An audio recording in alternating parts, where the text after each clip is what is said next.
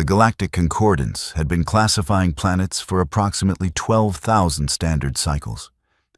And in all that time, they had developed what they considered to be a foolproof system.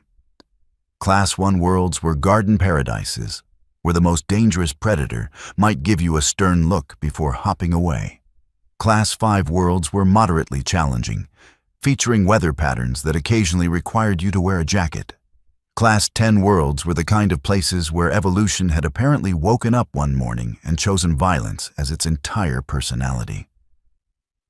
Earth was a Class 12. The Concordance had needed to create new categories just to accommodate it. Then they'd needed to create subcategories. Then footnotes. Then appendices.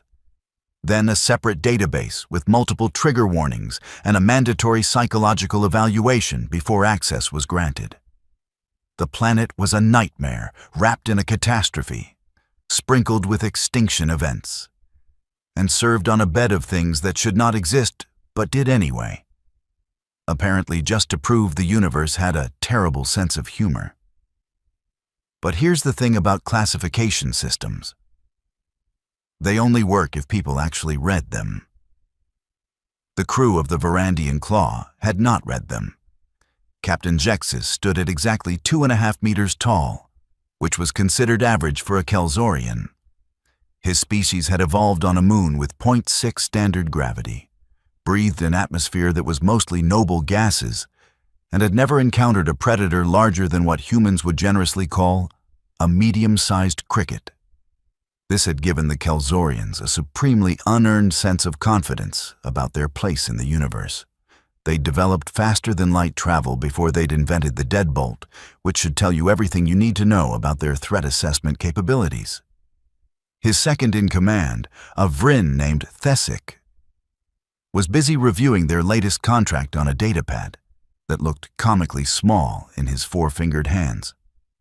The Vryn were a species of cautious herbivores who had survived evolutionary pressure by being extremely good at running away and forming committee meetings to discuss whether they should have run away faster. Thesic had 17 different academic credentials in strategic planning, which made him fantastically overqualified for his current position of guy who stands next to the captain and nods.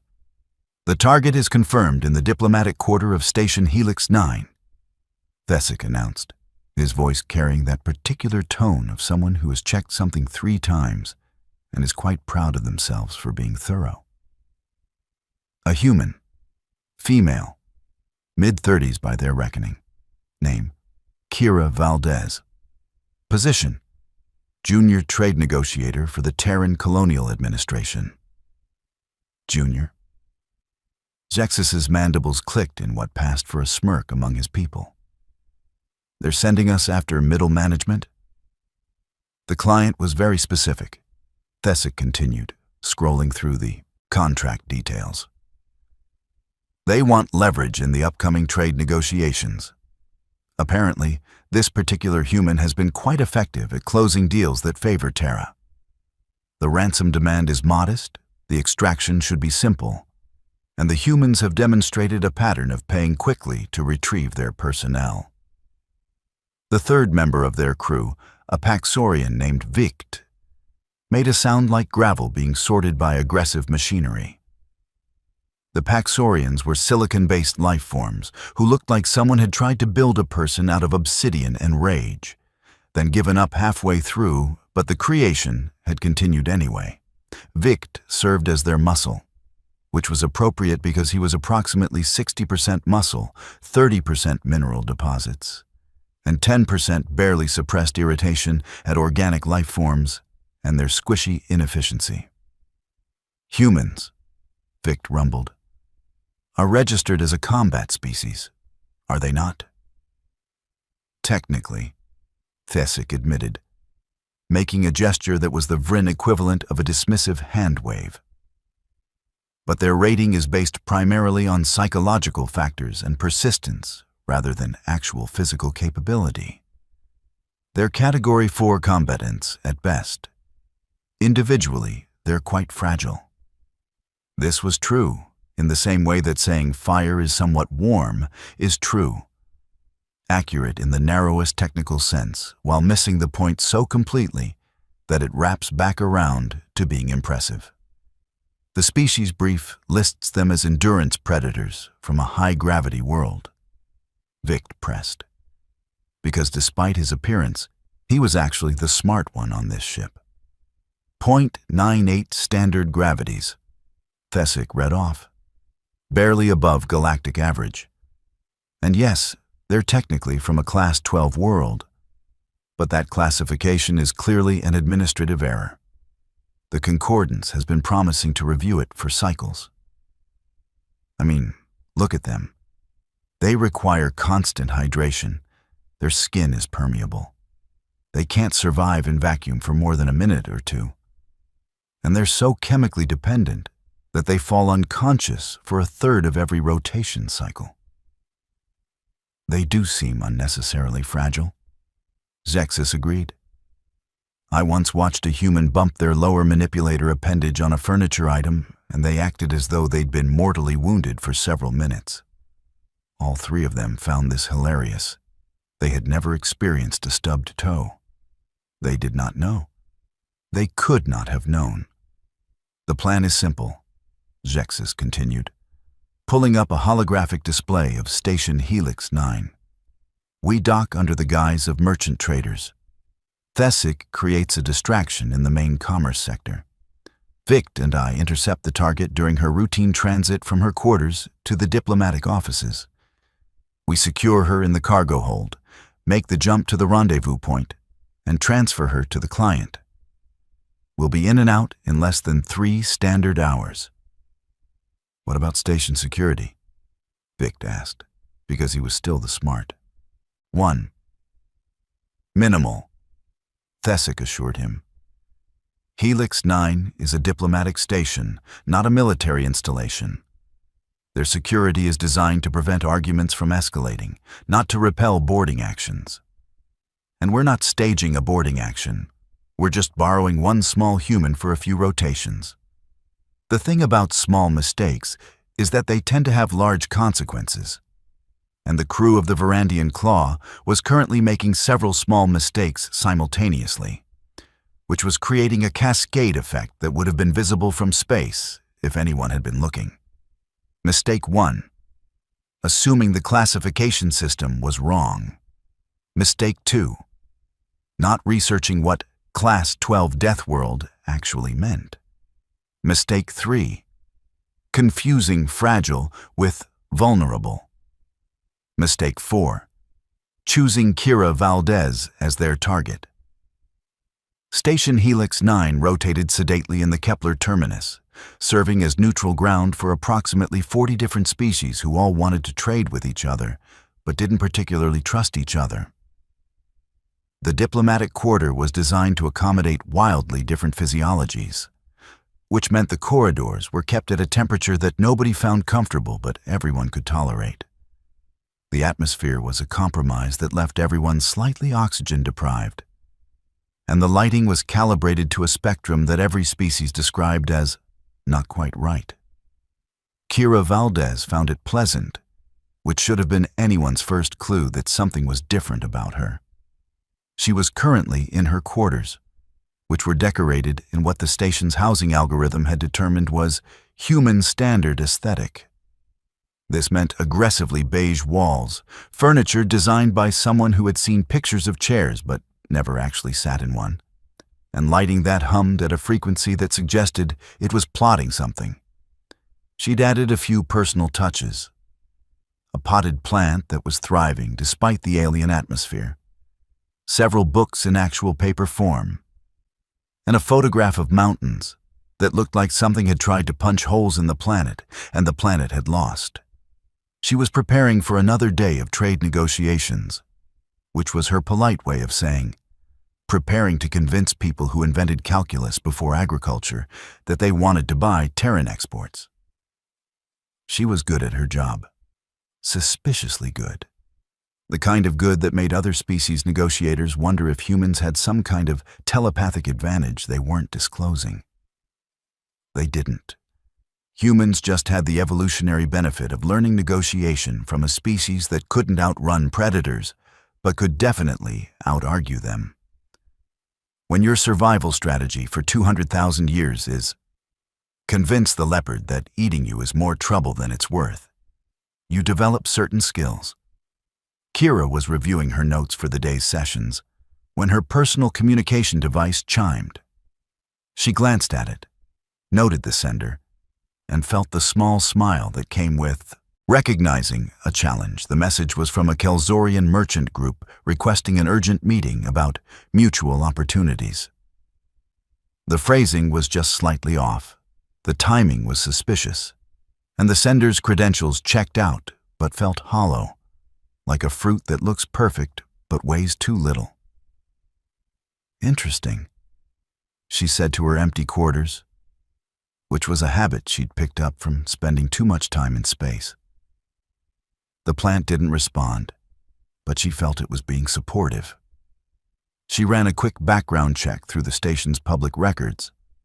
The Varandian Claw had docked 2 hours ago. Manifest listed them as carrying Vryn textiles and Kelzorian computational cores. Crew of 3. No violations, no flags, nothing interesting, which was itself interesting. Legitimate traders accumulated small violations the way ships accumulated dents. An absolutely clean record meant either exceptional competence or exceptional fraud. Given the message's phrasing, she was betting on fraud. Kira considered her options. She could report the suspicious contact to station security. She could ignore it. She could engage and see what they wanted. She chose option 3 because humans have a psychological trait that other species find baffling. They get curious about things that might kill them. This is because human evolutionary history is full of situations where the curious humans died, but the incurious humans starved. So natural selection did some complicated math and decided that curiosity was worth the risk. She sent a polite reply, agreeing to meet in a public area, then added a secondary layer to her plan by sending a coded message to station security with her location tracker activated and a time-delayed alert set for 30 minutes. If she didn't check in, they'd come looking. Then she dressed for the meeting, which meant her standard diplomatic attire. Practical clothing in earth tones, comfortable boots that she could run in if necessary, and a smile that had been refined over thousands of trade negotiations to convey exactly the right mixture of friendliness and, "I know what you're doing." The meeting location was in the neutral commerce sector, which was as neutral as things got on a station where neutral meant we've agreed not to shoot each other inside the building. Kira arrived exactly on time, which various species interpreted differently. Humans considered it polite, Vryn considered it aggressive, and Kelzorians considered it a sign of psychological instability. Zexus and Vict were waiting at a cafe that served beverages to oxygen breathers. Zexus looked pleased with himself in that way that tall people do when they're used to looking down at others. Vict looked like a geological formation that had gotten lost on its way to a different planet. "Negotiator Valdez," Zexus began, gesturing to a seat that was designed for someone with a completely different skeletal structure. "Thank you for meeting with us on such short notice." Kira sat, noting the positions, the exits, the security cameras, and the fact that Thesic was probably nearby creating whatever distraction they'd planned. She had approximately 15 minutes before things got interesting. "Of course," she replied, her tone perfectly calibrated between professional and cautious. "Though, I have to admit, your message was vague about the nature of these mutual opportunities." "Yes, well," Zexus's mandibles clicked in what he probably thought was a disarming manner. "We prefer to discuss such matters in person. Less chance of misunderstanding." This was true. It's much easier to kidnap someone when you're in person. much less chance of misunderstanding what's happening when someone grabs you. Across the commerce sector, Thesic was executing his part of the plan, which involved creating a minor incident with a cargo container that would draw security attention away from their target area. He was very good at creating minor incidents. He had practiced. What Thesic had not practiced was accounting for the fact that station security on a diplomatic station isn't actually stupid, just underpaid. And underpaid doesn't mean incompetent. Back at the cafe, Kira was listening to Zexus explain a fictional trade opportunity while mentally counting down the seconds until they made their move. She had clocked Vict's position as between her and the main exit, and noted that Zexus was angling to block her view of the secondary corridor. Amateur hour, she thought, but kept her expression interested. "The thing about Terran exports," she said, deliberately extending the conversation, "is that they require careful consideration of compatibility. Not just technical compatibility, but environmental. Many of our products are designed for Earth normal conditions." "And what exactly are Earth normal conditions?" Zexus asked, probably trying to keep her talking until Thesic's distraction was in play. Kira's smile didn't change, but something in her eyes did. Something that humans recognized as the look someone gets when they're about to explain a really good joke that the other person won't understand until it's too late. "Challenging," she said simply. That's when the distraction started. Somewhere in the commerce sector, alarms began blaring. Security personnel started moving toward the incident. And Zexus made his move, which was to pull out a neural disruptor and aim it at Kira with the kind of confidence that comes from never having been wrong before. "I apologize for the deception," he said, not sounding particularly apologetic. "But we're going to need you to come with us quietly. My associate has created a diversion, and we have a very narrow window to reach our ship." Vict moved closer, his silicon-based body mass making his intentions clear. She could walk, or she could be carried. Kira looked at the neural disruptor, then at Vict, then back at Zexus. Her expression went through a fascinating journey in about 2 seconds. Surprise, recognition, calculation, resignation, and then something that Zexus would have recognized as dangerous if he'd had any experience with actual predators. "You're kidnapping me," she said. And it wasn't a question. "Temporarily borrowing," Zexus corrected. "You'll be returned unharmed once your government meets some very reasonable demands." "Huh," Kira said. Then she stood up slowly, hands visible. "And if I refuse?" Vict made his gravel-sorting noise, which was probably meant to be intimidating. To his credit, it was intimidating. Just not to someone from a planet where the weather had mood swings that registered on seismographs. "Then I carry you," Vict stated.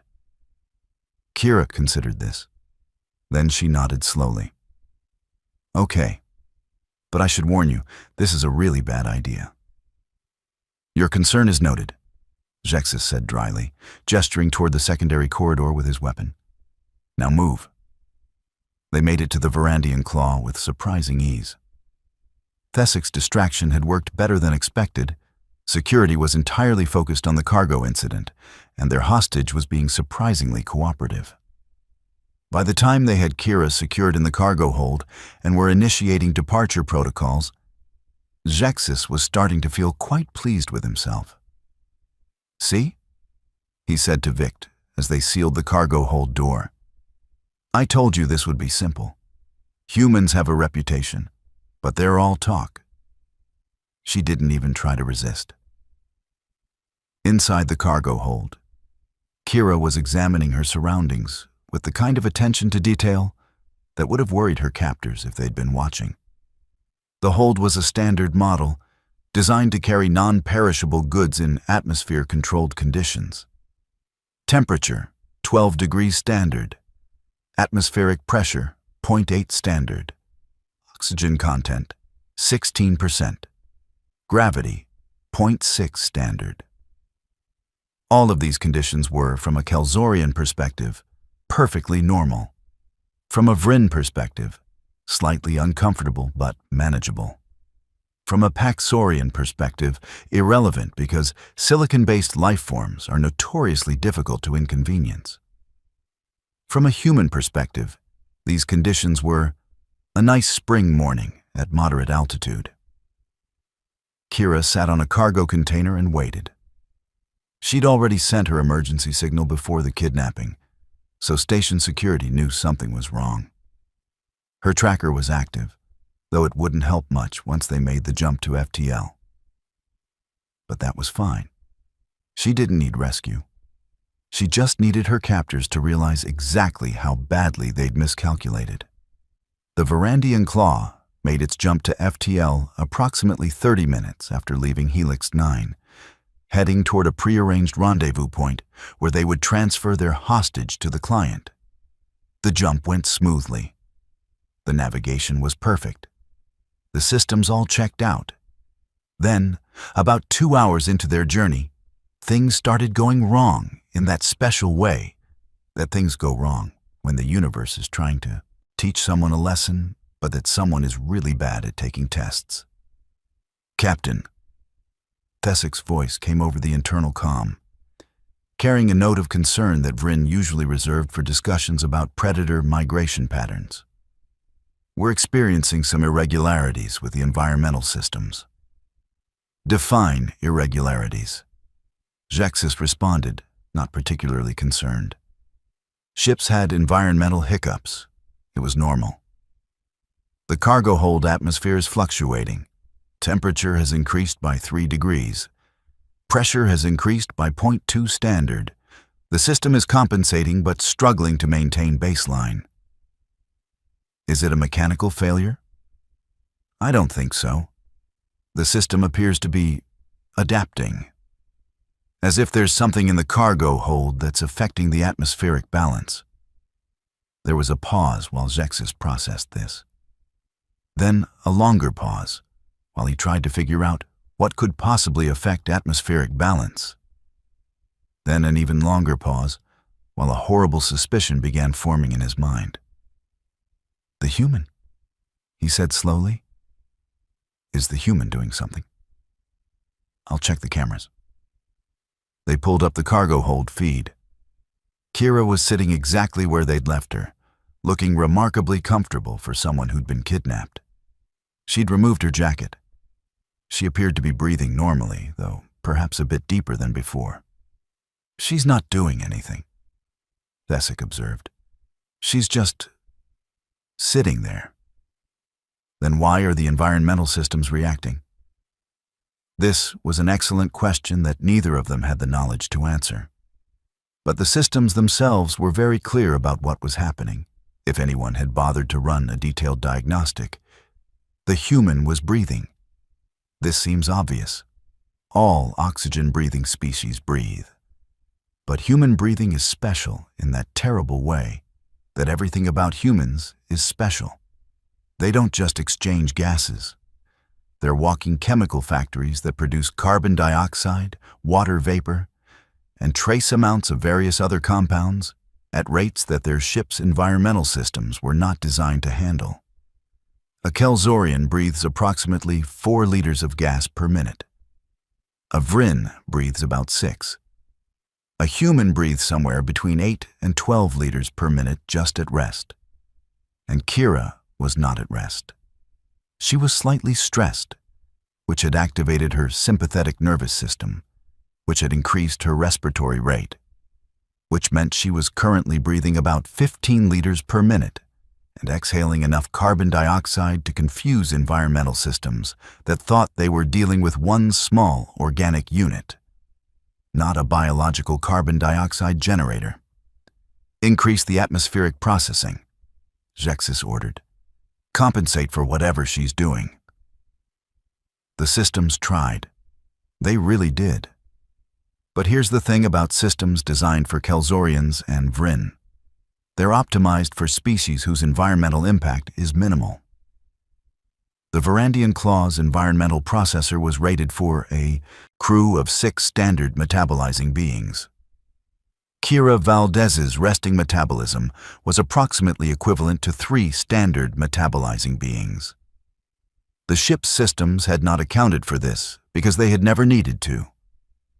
In the 12,000 cycles that the Galactic Concordance had been classifying planets, they had never encountered a species quite like humans, who were simultaneously fragile enough to die from a moderate fall and robust enough to survive conditions that would send other species into shock. Over the next several hours, the situation deteriorated in ways that were both predictable and hilarious, depending on whether you were experiencing them or watching from a safe distance.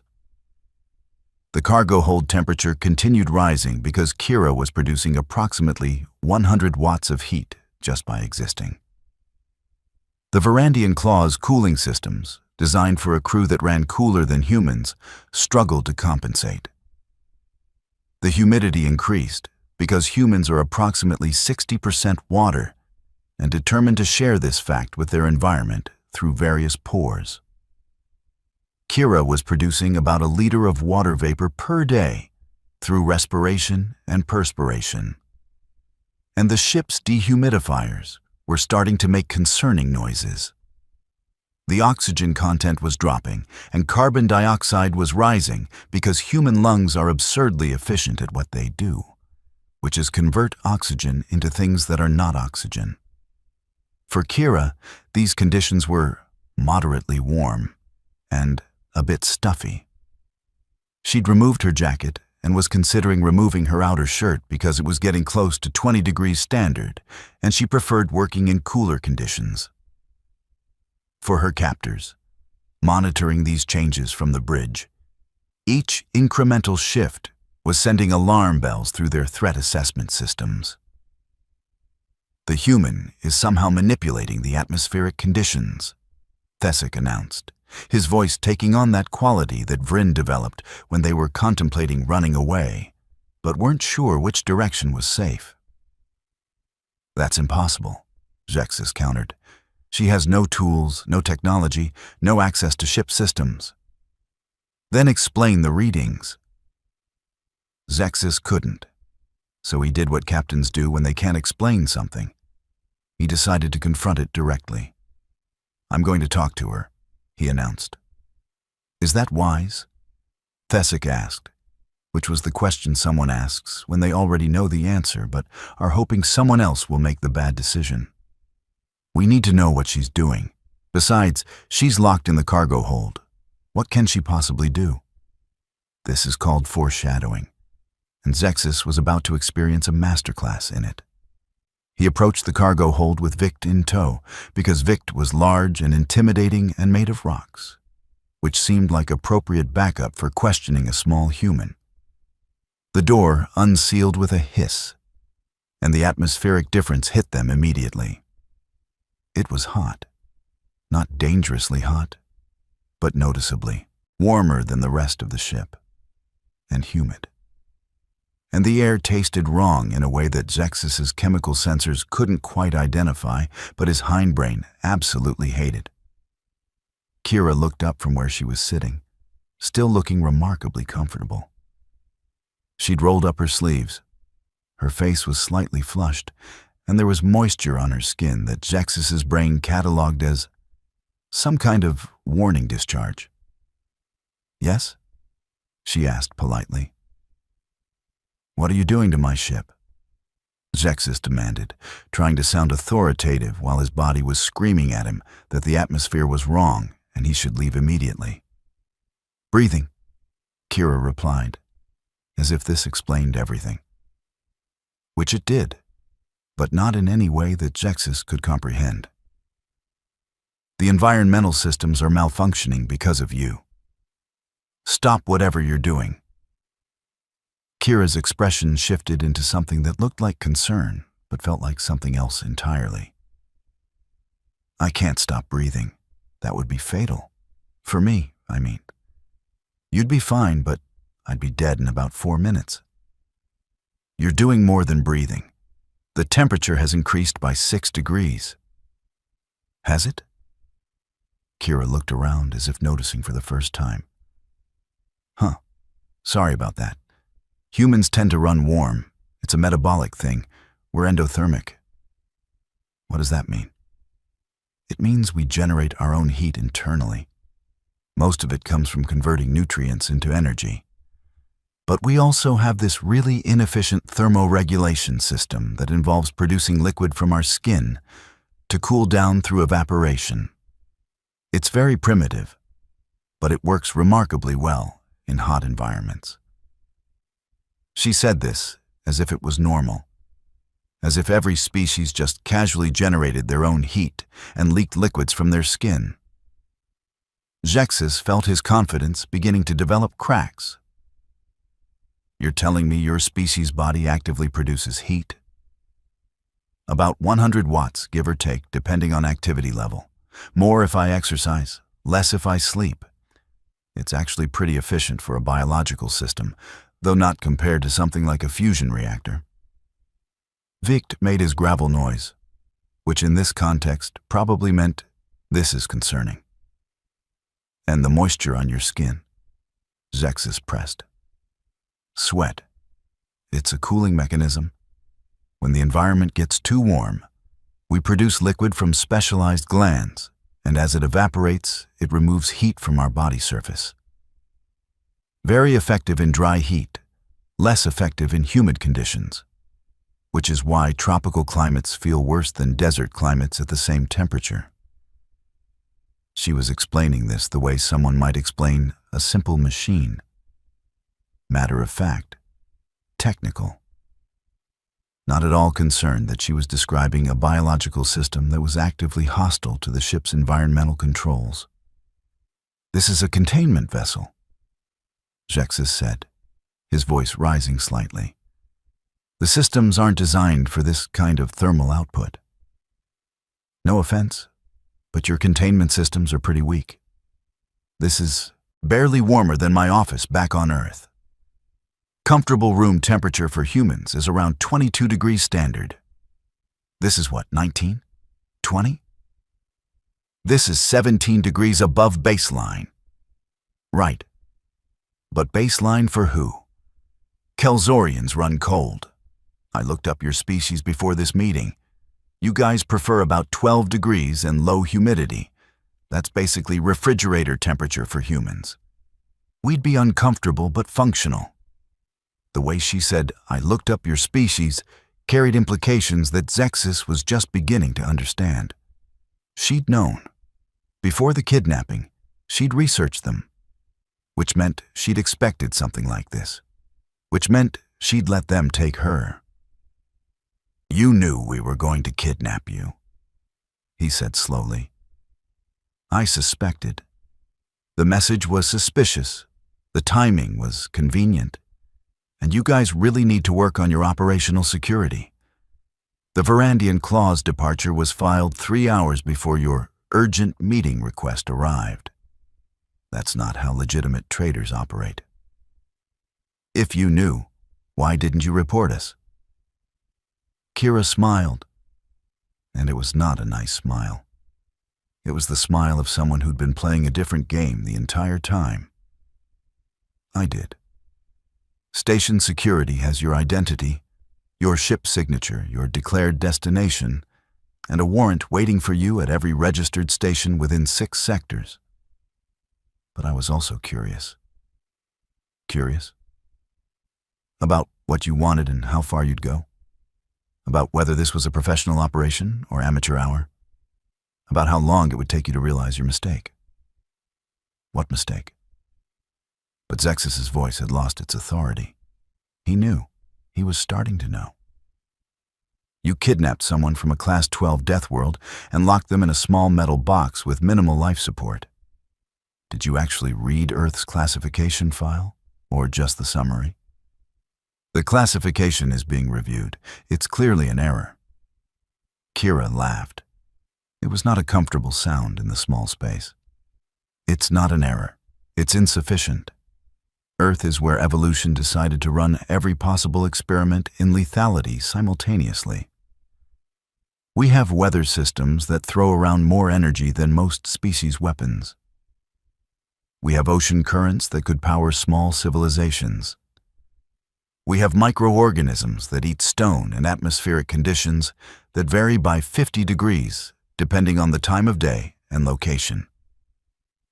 Exaggeration. Is it? Let me tell you about Earth.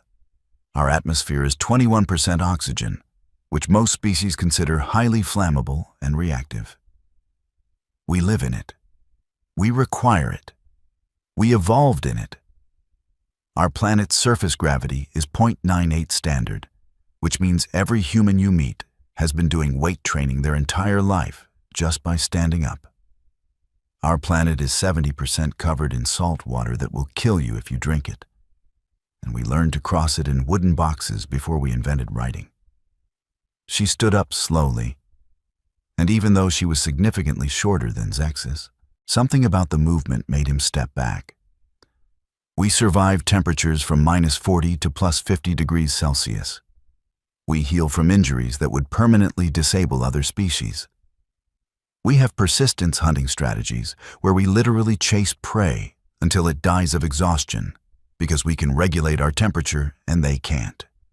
We're not the fastest or the strongest or the most armored, but we're the ones who looked at every inhospitable environment on our planet and said, I'm going to live there anyway. You're trying to intimidate me. No, I'm trying to educate you. Because in about 6 more hours, your environmental systems are going to fail completely, and you're going to have to make some very difficult decisions. The systems are compensating. The systems are dying. They're designed for species with minimal environmental impact.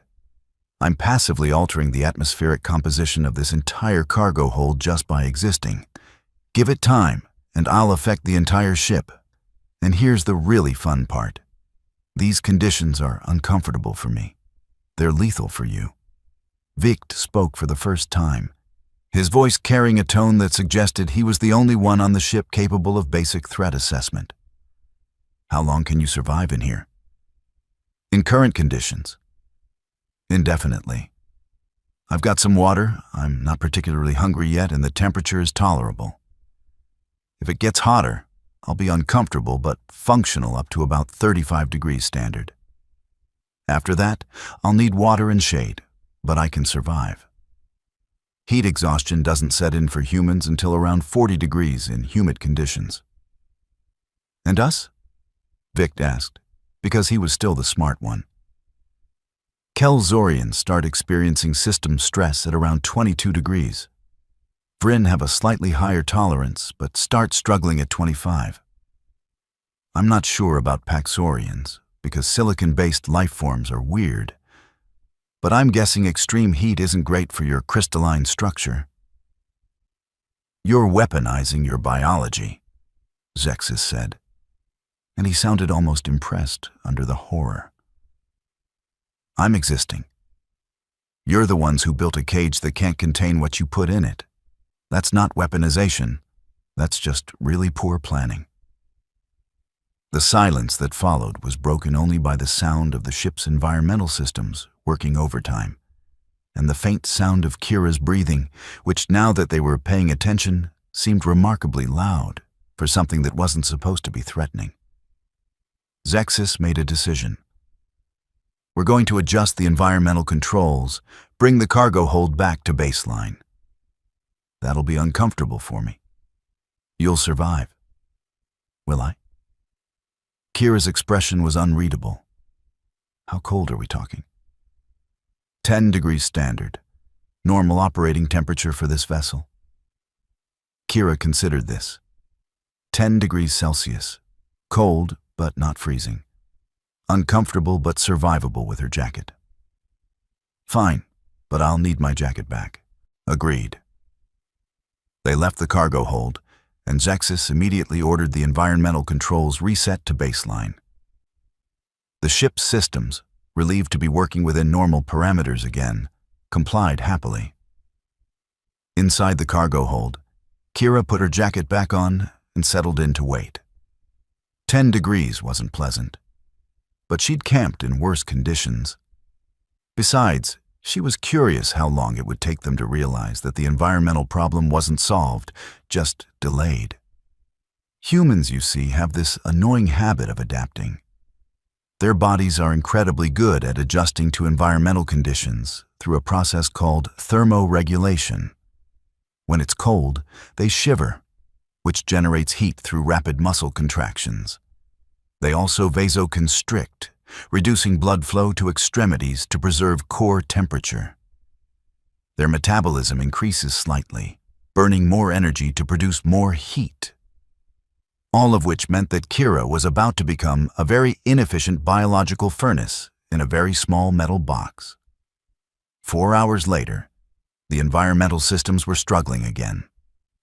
The cargo hold temperature had climbed back to 15 degrees.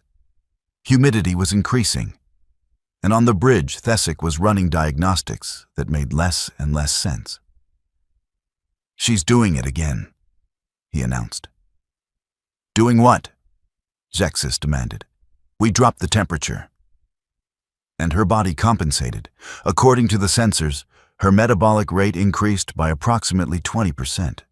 She's generating more heat now than she was before. "That's impossible." "Tell that to the sensors." Zexis pulled up the cargo hold camera feed. Kira was wrapped in her jacket, moving around the space in what looked like calisthenics. Push-ups, squats, jogging in place.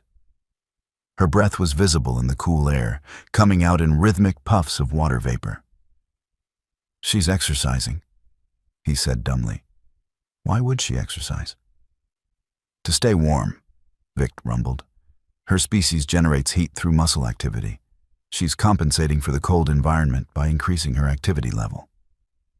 "Make it colder," Zexis ordered. "Captain, if we make it much colder, we risk damaging the cargo. Some of our shipment is temperature sensitive. Make it colder." They dropped the temperature to 5 degrees standard. Kira stopped exercising, conserved her energy, and waited. Her body shivered automatically, generating heat.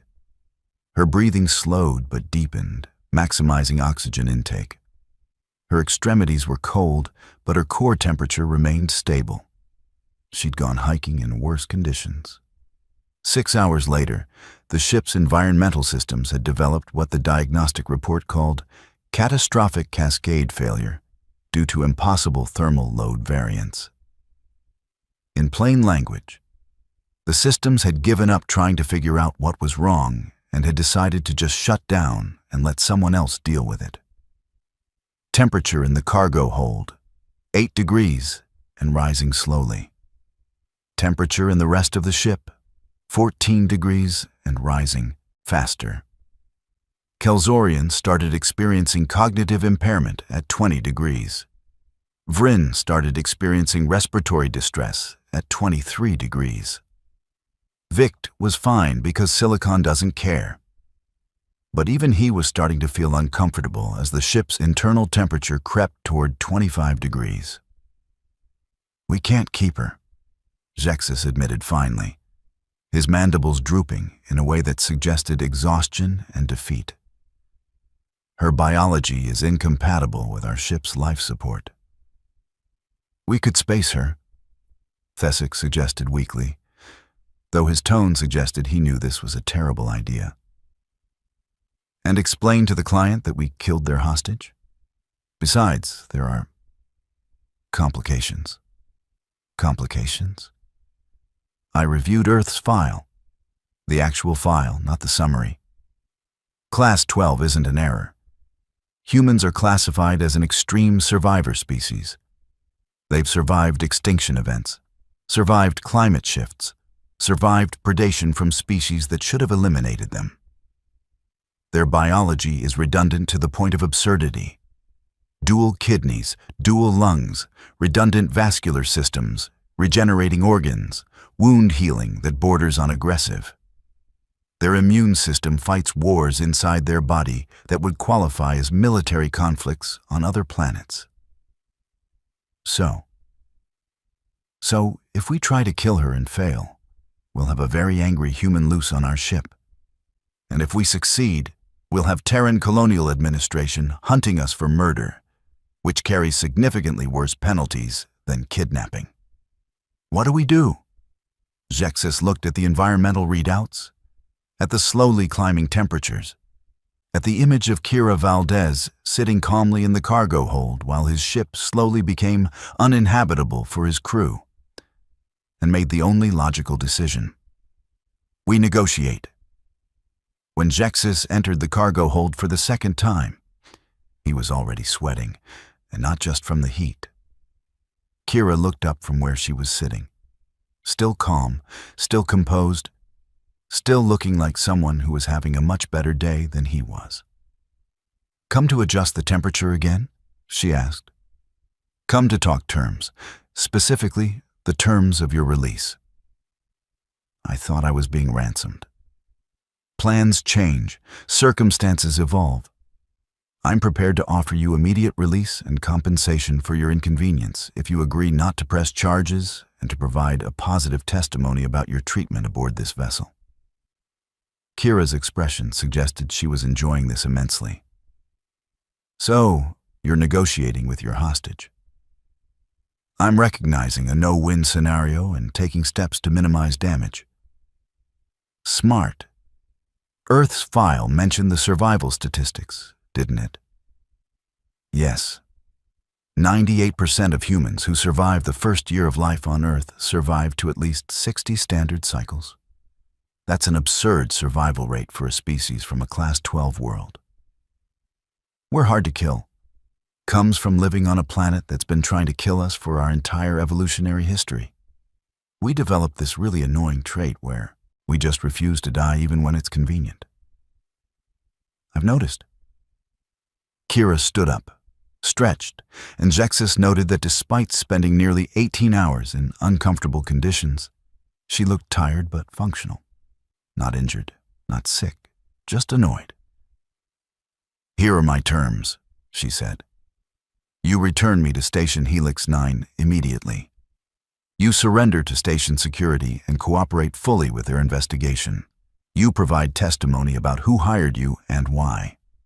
In exchange, I'll recommend leniency in sentencing and testify that you maintained minimal standards of care during my captivity." That's more than I was offering. You kidnapped a human from a diplomatic station.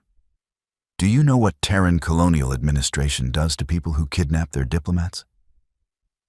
No. Neither do I, because nobody's been stupid enough to do it before. Do you really want to be the first? Zexus considered his options. Option 1. Continue holding a hostage whose biology was slowly making his ship uninhabitable. Option 2. Accept her terms and face the legal consequences. Option 3. Try something desperate and stupid.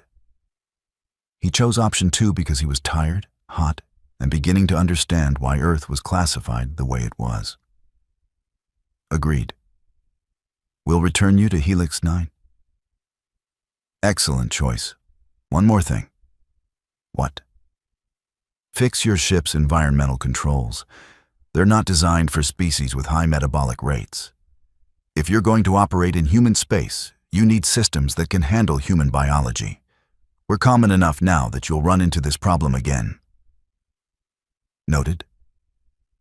The Varandian Claw made the return jump to Helix 9 with its environmental systems running at maximum capacity, and its crew learning a valuable lesson about reading classification files completely. When they docked, station security was waiting, along with a very interested Terran Colonial Administration representative who had a lot of questions about unauthorized hostage situations. Kira disembarked, looking slightly rumpled, but otherwise fine. She gave her testimony, recommended the minimum sentence given their cooperation, and went back to her quarters for a shower and a meal. 3 days later, she was back in trade negotiations. and if her counterparts noticed that she seemed more confident than before, they attributed it to successful diplomacy rather than successful survival. The Galactic Concordance updated Earth's classification file with a new appendix titled Biological Containment Considerations for Human Subjects. It was 17 pages long and contained multiple warnings about metabolic rates, thermoregulation, chemical emissions, and the general inadvisability of attempting to kidnap humans. The appendix ended with a note that would become famous in certain circles. Human beings are individually fragile, but collectively unstoppable, personally vulnerable, but systemically dominant, seemingly weak, but functionally indestructible. They come from a planet that tried to kill them for millions of years and failed. Learn from that planet's mistake. Zexus read that note during his sentence at a rehabilitation facility where they taught convicted criminals about risk assessment and proper target selection. He learned a lot. Primarily, he learned to read classification files completely, to never underestimate species from high-gravity worlds, and to never, ever assume that small meant weak. And somewhere in the Terran Colonial Administration's classified files, there was a memo that read, "Recommend Kira Valdez for field promotion. Survived kidnapping through superior knowledge and biological attrition. Very funny, very effective, very human." Because at the end of the day, that's what humans did best. Survive things that should have killed them, adapt to conditions that should have stopped them, and occasionally turn their biology into a weapon without even trying. They came from a death world. They brought the death world with them wherever they went. And the galaxy was still figuring out what that meant, one confused kidnapping attempt at a time.